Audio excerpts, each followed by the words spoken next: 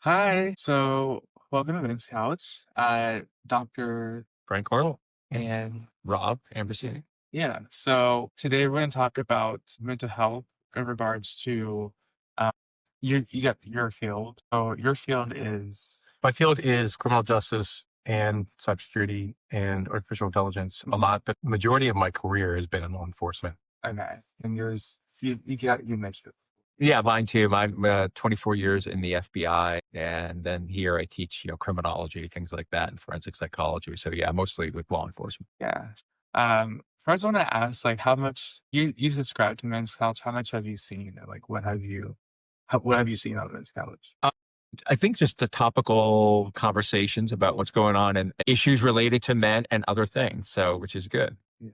What have you seen? I haven't really looked at it too. Like I just subscribed and kind of looked through the list of things, but I haven't really watched it. Okay. I will, I promise. But you do a No, lot of mental health advocacy. Yeah. More, right? That's predominantly what you do. Yeah, that's like Yeah. that's like the main thing. Yeah. I feel that I feel like since COVID, like the conversation has kind of started, but I feel like it's not widely known. And I'm curious to know what your perspective on men's mental health and given the fields that you work in, and also just maybe like what have you seen past and present on the conversation of men's mental health? Do you want to go first? Do you want to? Well, I think it's unique in our field, men's mental health is because it's very type A field right now, except for him. Dr. Eberstein was beta. No. So like in law enforcement in general, in the criminal justice system, you don't talk about the things you struggle with, right? And as Rob will tell you, there's a real high level of suicides in our profession because of it. Because you internalize a lot of things. You see a lot of death. You see a lot of evil. There's trauma. It's definitely a trauma thing. And so, law enforcement's a microcosm, but men in general don't want to talk about their feelings, Yeah. right? They're worried about talking to somebody. Of course, for us, there was always the fear that we were going to lose our badge, our gun, our jobs because we're struggling with something, right? We're post traumatic and something we saw or whatever. And for at least I'm a Gen X guy, right? Nice. Yeah, so I love my dad. He's Kinda wonderful. Yeah. But, we didn't talk about our feelings. Never. It was like, Yeah. it was just like, toughen up, rub some dirt in it, you know what I mean? And Yeah. move on, And so I kind of grew up that way too. And, my wife and I really tried we have 6 children, 5 boys and 1 girl. We really tried to talk to them more about what's going on with them and their feelings and that kind of thing. Yeah. And just to go along with that, I think coming from our background in law enforcement, that your identity is so heavily tied to your job, right? So when law enforcement officers retire or move on, unless they have a plan, they're kind of stuck with, well, this whole side of me is now over. Like, what is my role Is now? it like that question of like, who am I? Yeah. Now that I've completed that role, like what's my connection with purpose and Mhm. society? Yeah. And part of it is too realizing like you are not like your badge, you're not your credentials. I mean, that was a period of your life. It was very involved. It was a significant part of your life and your families go through that as well. But what happened, fortunately, I don't want to speak for Frank, but at least how I'm looking at it, like I found like another area where I can serve that kind of help through that. And also just having a wonderful family Yeah.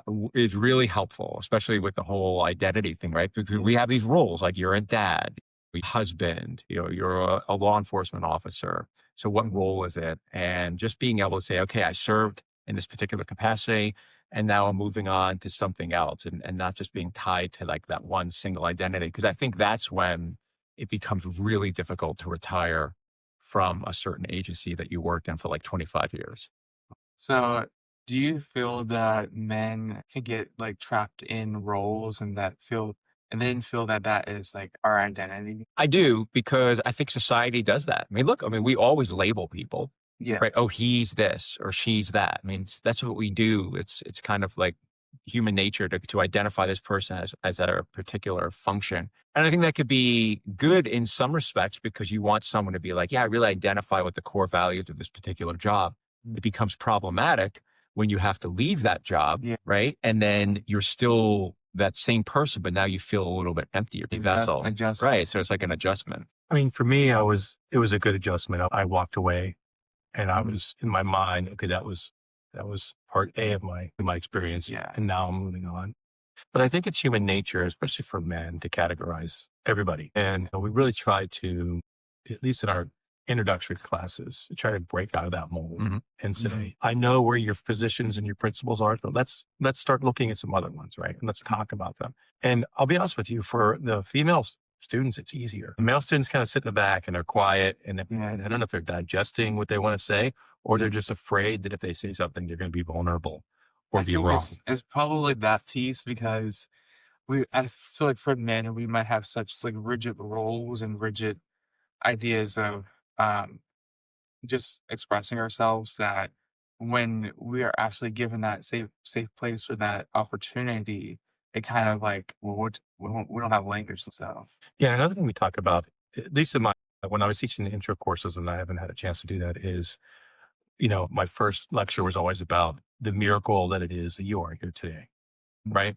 What it took throughout history from the time humans started, that Mm. all your ancestors lived through whatever they lived through, and then the reproductive process, which is a one in a billion, maybe one in a Yeah. trillion thing. Yeah, and that you're here for a purpose, right? Yeah. You have a purpose here, and you shouldn't be contained by the labels that people put on you, right? Because you're more than what you label yourself, and you're more than what other people. And that's hard for even me to still do today Yeah. because you have to continually do it every day. And that's interesting because, like, we're at different stages. Like, I'm a college student, and you guys like are in like different stages of life. And I feel like it's interesting how like your identity changes through different stages. Um, do you find that it's hard to like adjust through different stages? Find a nice way to say that we're old. Yes, But we are old. which I Yeah. appreciate. I know Frank appreciates. But yeah, the different stages. No, I think you just appreciate different stages of your life. And to go back with what Frank said, it's really important to say your whole self worth is not tied up in your job. Yeah. And I probably think that's. I was trying to say that earlier, but it didn't come out that way. But that's a big Or your aspect. sex, or your color, or your natural I think origin. it's a big thing for men is to tie our work to our job or career and we Mhm. kind of become like workaholics. Yeah, we both. I know this for a fact. When we both seen people in our professional careers that probably sacrificed their families for their job. And Yeah. remember, your family served with you, and they're the ones that you go home to when you're done, and you cannot leave them for granted. They are part of this journey. Yeah. So I was that person. Like I always worked two jobs and I felt that, I did identify with my job. I still do, but I always felt like the reason I'm always working is because I had this mission and responsibility to take care of these people, my wife, my children, everything. And that becomes a huge responsibility. And then adds a whole other layer of anxiety and stress to your life, right? Yeah. Especially when you get older, old guys like us. And then you reflect back and go, oh my gosh, I missed this and I missed that. I missed it. And you start to hit, there's a level of guilt you start to feel. Yeah. You tell yourself, maybe I could have been there more, but I was also fulfilling a function in this family. At that Right. time. Yeah. I feel like too is also like, once you come to that realization, there's an opportunity to kind of shift focus. It's like maybe in that season of my life, I was like focused on work and that aspect, but now that I might have like more time where like I switch careers or switch jobs, I might have like more time for other things like family or anything else. Yeah. And I also think too, there is a season for everything. Like you kind of go through, there's a time when I definitely knew the time when it was ready to retire from the bureau. When all the fun things I used to look forward to suddenly became very annoying. Right? Yeah. And I was just said, there's other things I really want to do and try different things. So there's a season for everything. And at least for me, I fell prey to the idea of, I'm gonna do all these things in there because there's so many opportunities. And sometimes it's better just to kind of sit back and have things come to you and just it's kind of meant to be, so to speak, rather than finagling something to work out the way it should. You're just kind of sitting in that space of just, I'm gonna take this all in and it's a little uncomfortable now, but something's gonna be an opportunity to prevail at some point. Do you find that it's hard at first to, especially if you're like I guess like a type A or like you want to like always be focusing on like the next thing? You find that it's hard to be in that space where you're. It's not that you're not productive, but you're kind of waiting for an opportunity or you're allowing, like you said, whatever happens to come your way. Yeah, I would say that Rob and I talk about this a lot. We're both restless spirits and we have to talk each other off the ledge sometimes, Yeah. right? Like we take on too much, or we want to do too much, or we're thinking that maybe we're spinning our wheels in certain positions. And so we really have to lean on each other, and other men should do this as well. And sharpen each other and say, you have a huge opportunity. You're really blessed. You're doing, I think you are where you need to be. Or say, yes, that's a great opportunity. You should pursue it because that's going to be great for you and your family. But talk it out, because if you have this, if you're a restless spirit and all you want to do, and you feel like just when you accomplish something that you need to do the next thing, sometimes the best thing to do is just to step back, think about being grateful, and then For where you are, and then really talk to people about, A, B, and C. If I do this, second, third order consequences, because my mind doesn't work like that, right? I just want to run through the door and do something, right? Yeah. So, Yeah, to go along with that too, I definitely don't relax well. Like my day of relaxing, I'm gonna go run or do bike. We'll do all these things. Like that's how I relax. I just don't sit well in like silence. Yes, no. I don't at all. I have Trust me, my family tells me that all the time. So I am like a huge, I don't know if Angie, you could attest to this, but I'm like a huge, not like do nothing person, but I like to chill a lot. But it took a while for me to kind of get into, like, to program myself to, be like in a natural state where I'm just like, just sitting there looking at, I have this like fake fireplace machine. So, like, usually, like, I was, like, relaxed to sit there. For me, initially, I found it difficult because I felt like, okay, if I'm, like, sitting down, that means, like, I'm being lazy or, like, I'm not being productive or, like, I always had that mindset or I always need to be doing something. Do you find like, that contributes to it, or is it more of, like, you'll find, like, different ways to relax? Hey, I think I know the answer to this, but you can ask for it. If I sit at the beach, if I sit at the beach, I can sit at the beach for how long before we have to get up and go walk? Or do something? maybe 10 minutes. Yeah, like I love the beach, right? I'm sitting. Okay, let's go take a walk. I just can't. I can't do that. I'm just like not that person. So I do have to. This is one thing I'm trying to work on in retirement. Like this is my retirement job, obviously teaching, but like in retirement, to be like, okay, maybe less is a little bit more. Like I don't have to do all these things, but like for some reason, I just don't relax well. I have to do stuff to relax. Yeah. Because some people like relaxing is doing things. Like for me, relaxing is doing nothing. Like I don't like to. If I'm relaxed, I need to just be on the couch, doing whatever. My friends are doing whatever. I just like to just chill on the couch. Um, for other people, I mean, there's like a balance. I feel like because for other people, relaxing is doing that. Sometimes it's doing more things. But then there's like where in your case, where like some people like can't like sit down for like 10 minutes. Yeah. So like for me, if relaxing to me is taking very long hikes in the woods Yeah, alone. I like hiking too. Yeah. And I try not to take my earphones because I need, and this is very hard for me, I need to be alone with myself in silence sometimes so that I can think about the things that I keep pushing down when I'm listening to the radio or watching TV or whatever. So long walks, fishing for me is relaxing. And then I'm sure I'm not the only one that goes through these, like I get on YouTube and I'm there for 4 hours just watching the dumbest I don't see programs like ever. But they're usually, I'm learning something. It's not like, I'm not watching like Do you people watch beat their heads off things. Or, YouTube Shorts, or is it? no, I watch like building things. I watch okay. projects. I watch science stuff. Yeah, I like for me, if it's YouTube, it's usually just like content that's like hours long, like a podcast, or like someone just talking for hours. Because I feel like for me, that's also relaxing to just like sit and marinate with something and let that like kind of sink into your soul. Because I'm like before I would like in the past, like I would have TikTok. This is like freshman year high school. Um, I haven't had it since. It's just like a personal thing. Like I don't like TikTok or like a lot of social media, but I find that slower content helps to relax. I gotta promote this too. So there's a group, and my lovely bride Susan, she was the one who introduced me to this group. They do something called forest bathing. Have you ever heard of forest bathing? No. It sounds weird, but it's from Japanese culture. But what you do is in Pittsburgh Park and Rec Association has forest bathing that you can do. You go to different areas around the city of Pittsburgh, usually in like the many beautiful parks that we have, Shinley, Frick, Yeah. what have you. And you spend time just kind of going through this, your senses, like walking through the forest in silence and appreciating what you're seeing and what you're hearing Nature. and the nature around you. And it's just a different way of really absorbing all this. And it's really relaxing. And those are the few times when I'm like, wow, this is really bringing me down. Yeah, it's really nice. So forest bathing through the city of Pittsburgh Parks and Rec, it's well worth the class to do. We've done it a bunch of times. I love Shinley Park. I think like to do forest bathing, I feel like now's a good time because it's like peak fall Mhm. foliage, so it's nice. What would you say? So how like going off of that in your careers, what would you say in regards to managing stress? Would you like be like going to your family like for support?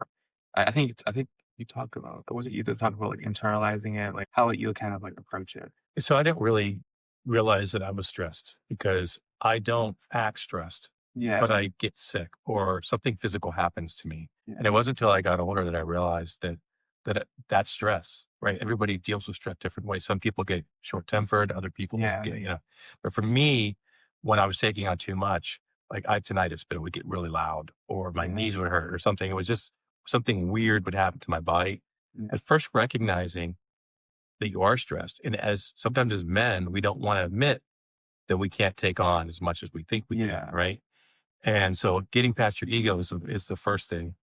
And then when you are stressed, find that happy place so that you can go. And then, but most importantly, find an accountability partner, another man to talk to and say, hey man, I'm dealing with this. What do you think? Whatever.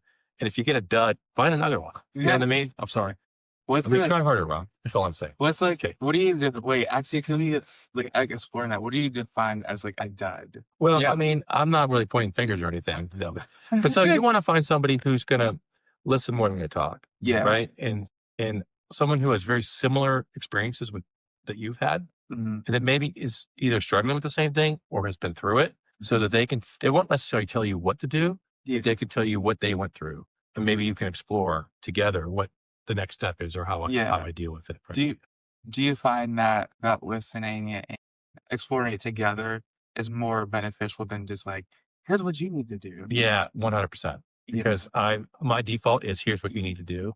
But most of the time I'm talking to myself. Yeah. Like I've been through it and I need to rephrase that.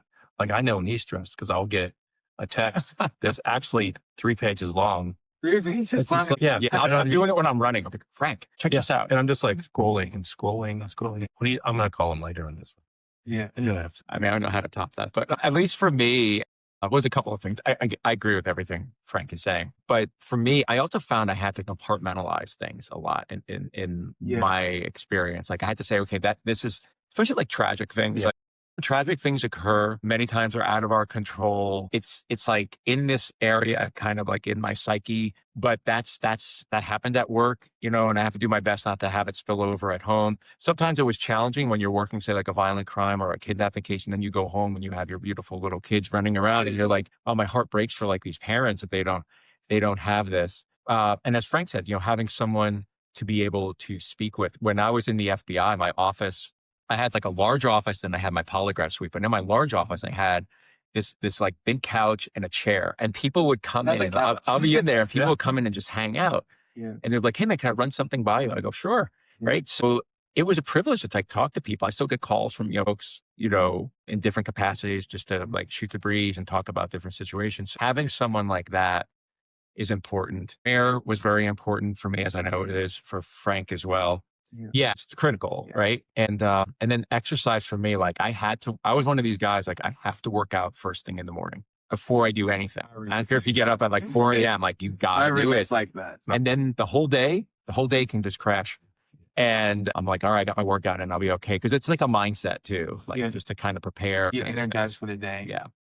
Now, I want to touch on the compartmentalization thing. Yeah, I think that's a big thing for men too, especially on law enforcement. Yeah. When I was a police officer and a detective, I saw a ton of tragic things. Car crashes with dead babies and murders and all these other things. My wife still doesn't know about those things. Every once in a while she'll learn something new, and then she's kind of like, wow, I never knew that. But I didn't want to take it home. Like I didn't want to say this is what happened today. And my wife wants to hear all that, but I felt like I needed to protect her.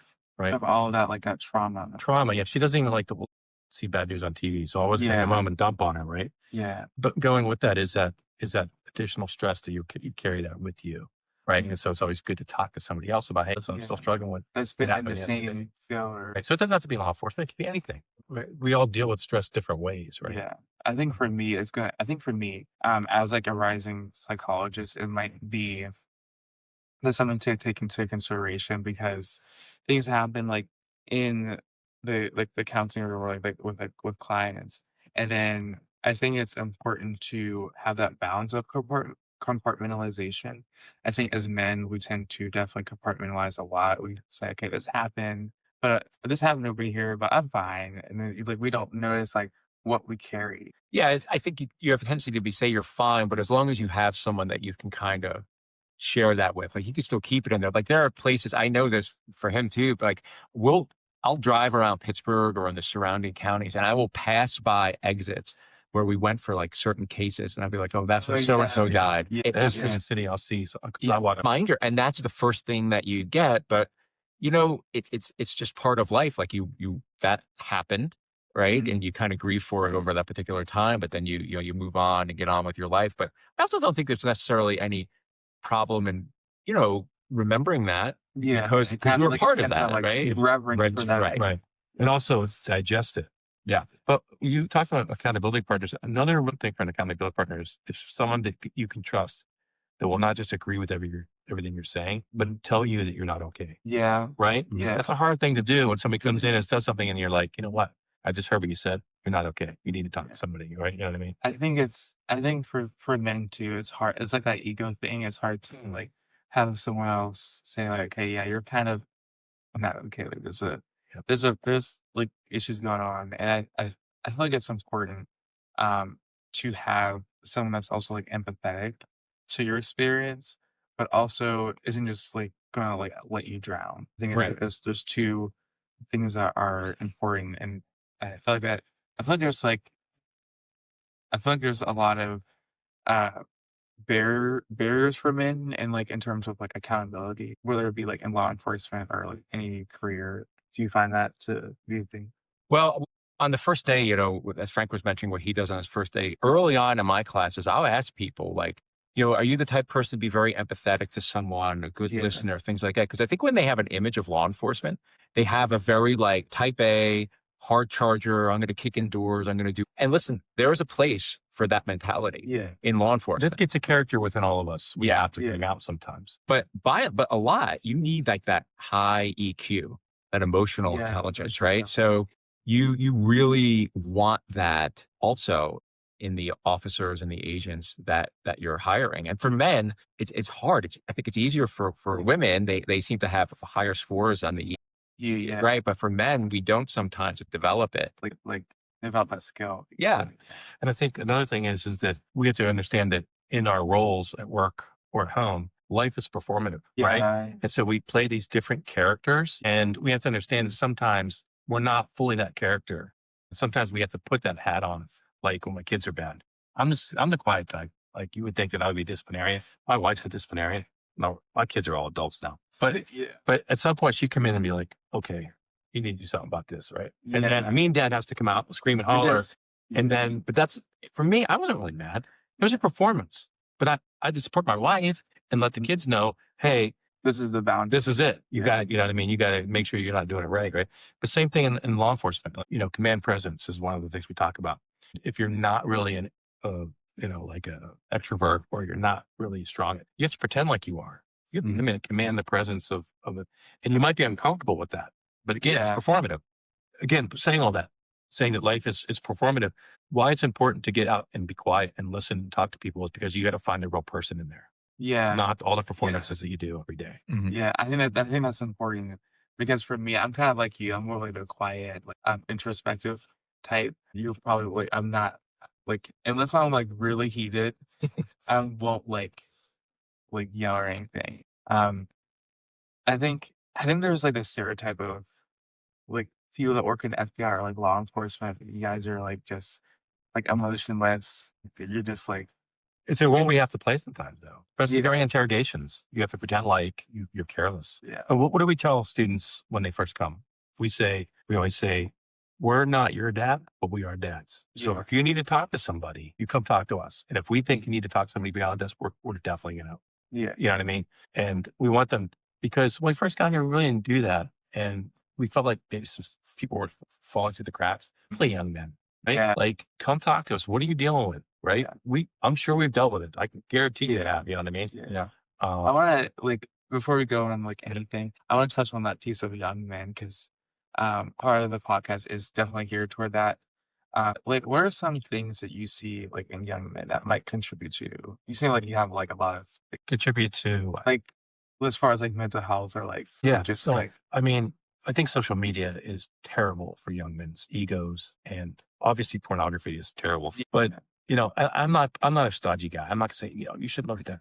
I mean, if you're talking to the Catholic Frank, yeah, you should look at that. But if you're talking to Frank who works here and you want advice, yeah, it what you see on social media, what you see on performative sex acts or whatever is not real life. yeah, Right. that's Right. And so you don't need to compete with the person next to you in class or anybody online. And so what I feel young men today are doing is they're trying to emulate more what they see online instead of being their authentic selves. Again, I have 5 boys, right? And and they're, we deal with this all the time, right? And I mean, speak a different language now and it drives me crazy, but I love them, right? But I want them to be their authentic self. And it's really hard for young men in their 20s to find who that is. Who is that person? okay. I have another question. So going off of that, do you feel that like in like as a Gen X, I don't know, are you Gen X too? Yes, within nation. I mean, you're older. You're a year older. Oh, You could tell that, right? Because of my gray hair. so like, as Gen X, do you feel like that like sense of competition was present, but in a different way, or wasn't present at all, like it is now? I think we grew up in the 80s. We're both children of the 80s. You had to belong to, you were a burnout. I grew up in Florida. So you were a burnout, you were a surfer, you were a nerd, right? I was lucky enough that I played basketball. So Yeah. I walked in and out of those groups, but they were very defined groups, Yeah. and we all had rules, and we were just like, yeah, this is how it is, right? I don't think that's the way it is today. I think it's kind of, yeah. What do you think? No, I agree with him. You had definitely defined groups. Like growing up in high school, I was definitely probably in the quote jock category in high school, right? And then you had other groups, like that would hang out in school. I think social media, what happened, especially with like identity, like body identity with young men. That's a huge thing. The amount of pressure I see I'm a father of 3 boys, right? So we're always talking about working out or weight training and stuff like that. But the amount of pressure you see in a lot of these online fitness communities for young men, they have to be perfect. And then you have these folks that are like celebrities or like, I have 7 egg whites and whole wheat toast in the morning. And at lunch, I have my protein shake. And I get up at 3 a.m. to work out. Right. But what they're not saying too is the massive amounts of testosterone and juice that's probably flowing through their body that they're conveniently leaving out. And people get sucked into that, right? And they feel they need to like live up to this image that they right. And if they can't, then they're less of a man. And it was tough. At least for me, when I was younger, I struggled with that because I struggled with my weight when I was younger. So I was always like trying to get, all right, now I'm really going to commit to being in good shape. So it was hard. But then you see what's going out there on social media, and it's the same thing with women as well. But for men, it's like these standards of you got to bench this and set this amount, and it's just so unrealistic and unhealthy. Something more pronounced. Yeah, and I think too, like what we didn't have, like my kids call it Riz, right? You know what Riz is, right? Yeah. And I know I hate those terms, but the thing is like in the 80s, you didn't have, like, you asked somebody out, like you went up and said, hey, you want to go out, and you had to. And you didn't look at your phones the whole time. And you didn't have to feel like you had to be this person, right? My boys, like they're not just them, but I think men in general, young men, find it hard to date nowadays. I mean, they're looking at apps or swiping and the lost art of walking up to somebody and saying, hey, do you want to get a coffee? No strings attached, let's just talk, you know what I mean? Is gone, right? They feel like there has to be some sort of technological string involved here, or they have to go to the bar and get out or whatever. And I just had this conversation with my son the other night. Like, there are other ways to meet people, right? Than an app or going to the bar at night. Yeah, because it has to be more realistic and authentic. And organic, right? Yeah, exactly. organic, yeah. Going off of that, let's talk about Okay, let's talk about, We're good. We have like 20 minutes. okay, so You can edit I out was all talking wrong about, stuff. Yeah. I was talking about, Yeah. I leave that. Yeah. I'll do that. I'll talk about like so for men, I feel like a lot of men, whether it be young men or whatever, there's substance abuse. So I feel like there's substance abuse on like both sides, on like with people that you see that um whether it be like criminals or people that are um have like that break the law, and then like on the other side um with police officers or like in law enforcement. Do you see that? Or is it Well, just let me ask you a question. I'll answer it maybe round Mhm. two. But why do you think people are abusing substance? That's a complex. It's very nuanced because at least like in my peers, it's very nuanced and complex. Some of it's trauma, some of it is just anxiety that they don't know how to like regulate. I think personally, you can agree or disagree. When people abuse substances, whether it's alcohol, cocaine, whatever, they're trying to escape. Yeah, that's what I've heard. Yeah. Listen, when you get stressed out and you go on vacation, you have more drinks than you normally do, right? Mhm. Because you're trying to escape that rat race, those other things that are going on. So it's a natural phenomenon. When you go out and you go to parties, you want fellowship, you want communion, Yeah, that's but you also want to escape from what's going on, right? Those are just really, really probably poor ways Mhm. of escaping. Yeah, I think this generation, I feel like this generation is probably using less drugs than my generation did. Okay. I want to touch on that. Yeah. Okay. It's like the less like how Gen Z is like it's like less than maybe like Gen X or like boomers. I don't know. I mean, in the 80s, I think marijuana was like very, prevalent, but Mhm. First marijuana. yeah, it was just out there if you wanted it, Okay. right? But now I also think part of the danger that's going on is that it's so overwhelmingly prevalent and it's stronger. So Yeah. you're going to have increased incidents with like Chemically. psychosis, Yeah.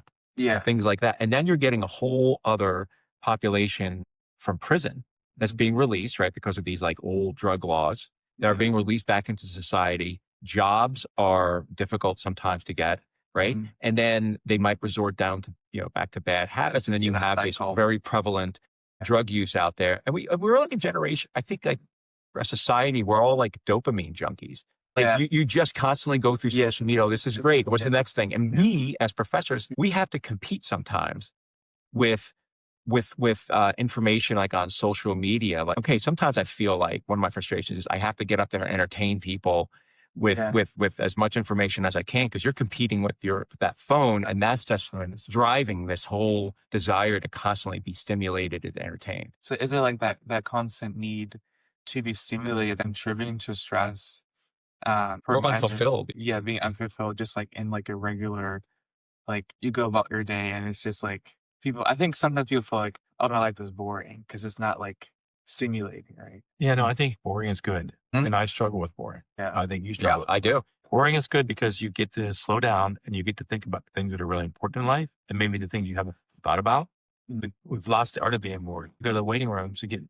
I'm a very impatient person, Yeah. but now that I have my phone, I'll sit here all day because I kind of forgot that I was in a waiting room. You know what I mean? Yeah, you kind of like check out. Right. Yeah. But we need to reconnect to purposely be bored so that Mhm. we can talk to the person inside that Yeah. we've been ignoring and pushing down in whatever way we do that. Hopefully not when they're in our classes. Yeah, that don't Yeah. feel Yeah, like it. yeah, I mean, you'll get bored. You will get bored, and there's some classes Yeah, that I will tell you, be like, hey, you're going to be bored today. Yeah, there's some new Please. stuff going Yeah. on. Do you feel that like, what are some ways that you feel that men disconnect from them? You mean from the people, the person inside that they're hiding from? Yeah, from like that. No, I think we're always hiding from our vulnerabilities. Mhm. I'm 55. Like, I don't want to admit that I'm vulnerable. Yeah. But, and my wife laughs, she laughs at me, not in a bad way, but sort of Yeah. like I'm a combat veteran and I've worked in law enforcement. I don't like to walk into dark rooms. Yeah. I get anxiety. You know what I mean? Yeah. And that stems from experiences I had, right? Right. And so, and she'll be like, I'll go turn the light on for you, and I'm okay with that. You know what I mean? Like, it's teasing, Yeah. but there's something there, you know what I mean? And at first I was kind of like, well, I'm pissed off about that. You know what I mean? You Yeah. can be more sensitive. But, again, she's my accountability partner too. And she Mhm. can say, all right, you're home, your family's here, you're walking, you know what I mean? Like, Yeah. she could talk me into that, like, Do that. this is not Like irrational. relax, you can, Yeah. Like, yeah. Because sometimes you can get so wrapped up in rationality. Sometimes you go, yeah. But yeah. So I mean, I guess I don't know how you connect with that person. I mean, I connect with that person just walking through the woods and thinking about things. Yeah, But same here. we do a really poor job of it. I mean, I do. I'm speaking for myself. Yeah. He's an expert. Okay. Expert. Thank you. No, I think there's a tendency just to numb it out somehow, whether it's like alcohol or constant like adrenaline, do something else to kind of so you don't have to think about it. Like for me, it's more like when my neighbors make fun of me because I'll run in like the rain, snow, it doesn't matter. And they're always like, dude, what is your problem? Like you're always out there. I'm like, it's like the time when I think. Mhm. And that's when he usually gets these like very manic type texts from me. But that's usually the time when I should pull some up there. don't do that. They're entire books. They're long. Yeah, they're long and they can be weird. And there's a lot of like typos too because it's dictating it. But I think people just tend to numb it. And my wife is always good with she gives me a lot of good information from some of her work and her studies with internal family systems and things like that. Oh my gosh, I'm kind of into that. Like, Yeah. I was going to talk to, there's someone that wants to be on the podcast. We're going to talk about that, but it's very interesting. Oh, then well, she's in that circle, and sometimes I have a difficulty. Does she work in Her degree is psychology. Okay, that's good. And I have a difficult time, as I've been told sometimes, just being uncomfortable in the uncomfortable, like just kind of sitting and waiting. I'm just like, okay, I'm ready to fix this. I'm ready to move on and do this. But that is telltale of the restless spirit that we both suffer with. And I don't like being told what to do. Yeah. Just take I think there's a little, I think it's a male thing too. Like we know we have to do right. But then when more people like constantly saying, you need to do this. Why didn't you do this? And particularly with teenage boys and not a grown man, I know what I need to do. And I need to be, like I procrastinate for a reason sometimes. Yeah. Right. Because I need to put things in order as where I think I can accomplish them and do the best part of it. Other times it's just being irresponsible. Yeah. Right. Well, you have to know the difference between, I think it's important. I think that piece is important. It's like recognizing like when it is something that like it's on your mind that you know what you need to do, but also when like taking that personal accountability. Because I think that's a difficult thing for men is taking personal accountability and recognizing when something needs to change is like, listen, like this behavior is not the best. And I think when you hear it from your friends or whomever, like yesterday, like my friend and someone like, listen, you need to advocate for yourself. That was like the yesterday's conversation. And like it was something that's kind of been like circling in my mind, but like hearing it from other people, I feel like it's different. It's just like it kind of like motivates you to be like, okay, yeah, this is definitely something that I need to take responsibility for, that I need to change. Yeah, you touch on it. I know you know this with like motivational interviewing. Yeah. Like where there's like some discrepancy between like where you are and what you want to do and how you have to kind of get over to that point too. But yeah, you definitely have to be a self advocate as well. And I always tell folks too, at least in the law enforcement environment, especially when you're doing like interviews, you can confront someone right with information without being confrontational. And I think sometimes we have lost that ability too. I don't think so. See exactly. I was waiting for the smile, but you could confront someone without being confrontational, without doing that. I agree. I think there's a way. Are you guys people of faith? Yeah.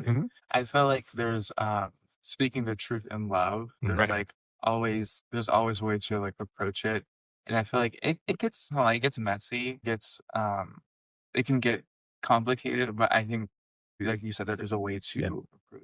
It's actually a requirement if you really care about somebody to do the uncomfortable thing and in love, confront them on these things, which is, I don't necessarily have a problem talking to somebody about something that, as a boss or as a husband, or maybe even as a dad, but friends sometimes are a little more difficult.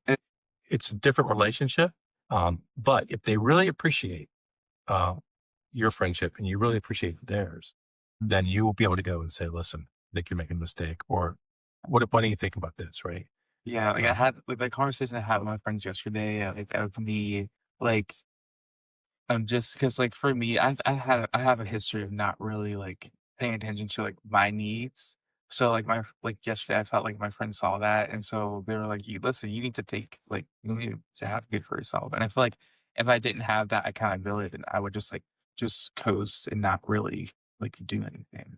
Yeah, and another thing that's really good for accountability partners, getting back to that, is that they will tell you all the great things you're doing because sometimes either, I mean, you could say we're type A people or something, but I don't keep a list. Like, I don't know. Like, when I went for promotion in law enforcement or here, like, people had to come to me and say, like, you forgot about all this other stuff that you did. Yeah. I mean, because in our own minds, maybe we're not as good as we think we are. Yeah. But, or we sell ourselves short and we block out some of the accomplishments that we made. So we're like almost like self-sabotaging. Yeah. So you have to go to people you can trust and say, can you look at this? Is there anything that I forgot? Yeah. And And I think that balance of like noticing someone's skill set and then noticing like the weak points, because I feel like we forget both. We forget our skills and our like weak.